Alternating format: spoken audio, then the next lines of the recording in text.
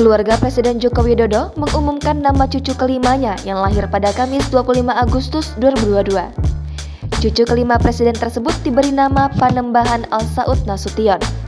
Pengumuman tersebut disampaikan ayahanda Panembahan, Bobi Nasution, di Rumah Sakit Pondok Indah pada Sabtu 26 Agustus 2022. Presiden Jokowi pun kembali menengok sang cucu di RSPI pada Sabtu sore. Namun, saat Bobi mengumumkan nama, Presiden sudah pulang dari rumah sakit tersebut. Adapun Panembahan Al-Saud Nasution merupakan anak ketiga dari pasangan Kahiyang Ayu dan Bobi Nasution yang berjenis kelamin laki-laki. Adik dari Sedah Mira dan Panembahan Al-Nahyan tersebut lahir sekitar pukul 6.39 waktu Indonesia Barat pada Kamis lalu dalam kondisi sehat dengan berat badan 3,49 kg dan panjang badan 48 cm melalui operasi sesar.